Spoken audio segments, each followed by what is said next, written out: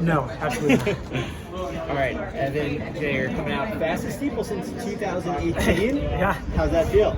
It felt good. It felt better just being at US Champs again and like running in a high level field with something big on the line in front of a crowd and on TV and everything, or online. Just like being back at US Champs was a really good feeling.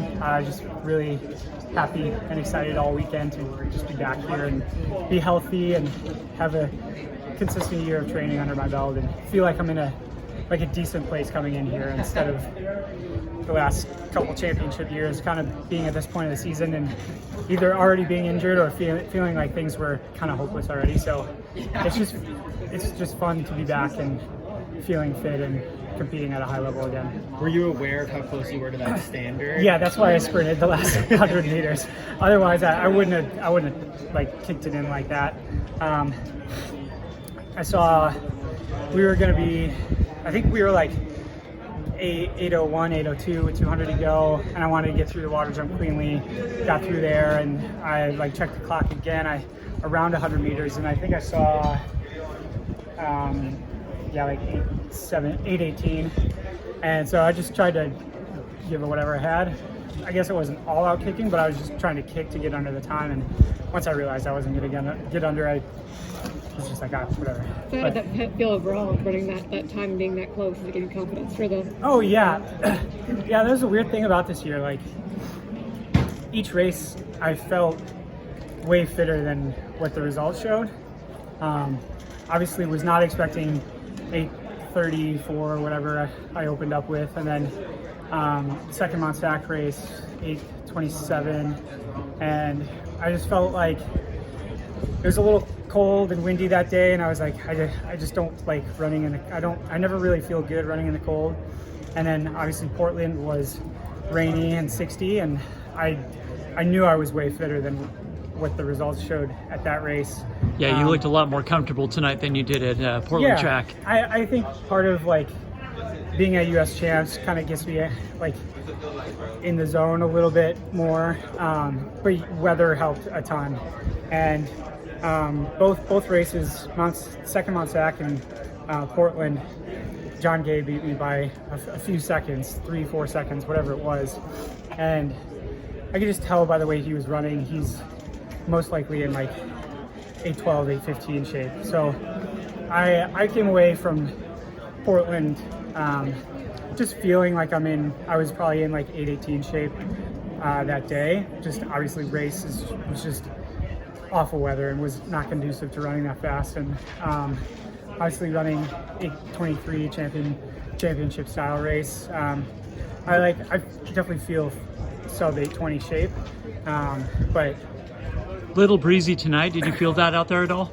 Yeah, a little bit, but it wasn't that bad. It was nice and warm, and I stayed in the pack and tried to stay out of the wind.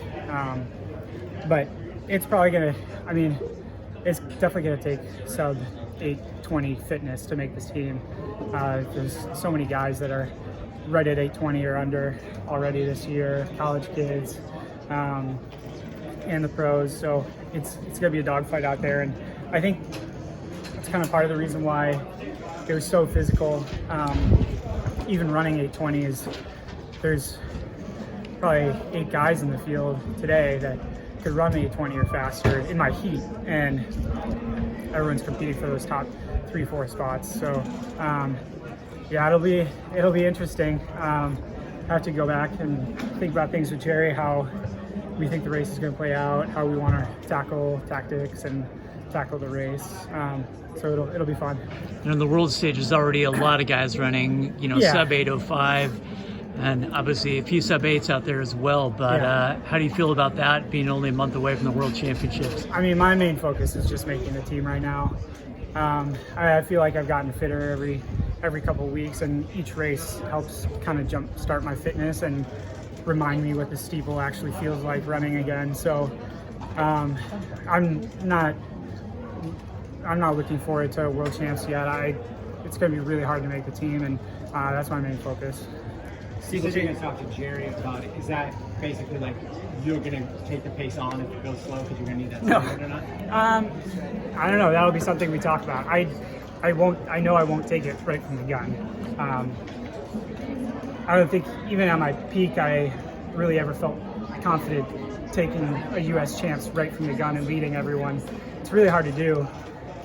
Even when I was in 8 flat, sub 8 shape, like leading from 3-4 laps out was always really hard. It's just not easy to do. So I'm definitely not. That's definitely not the way that I'm gonna run the time and finish top 3. So yeah, we'll have a lot to talk about. At the same time, you have to balance it, though, right? Because if you do Maybe get third, but the time isn't there, like how are you? Because you never had to deal with that sort of thing. How are you balancing that sort of stuff in your head? I'm not worrying about it yet. Obviously, like today, I thought the chance was there to get the time, so I just made a game time decision to do that. It might be the same situation in 2 days where Jager gives me the freedom to make a game time decision, and I've always felt like my race tactics are pretty good, and I feel confident in like making those decisions. So yeah, not really sure. Like we just wanted to get through the final, and if the time was there, get it. But if not, don't worry about it. So we'll talk about it and figure it out. You're in the 5,000 as well. Is that Yeah. kind of a backup plan for you?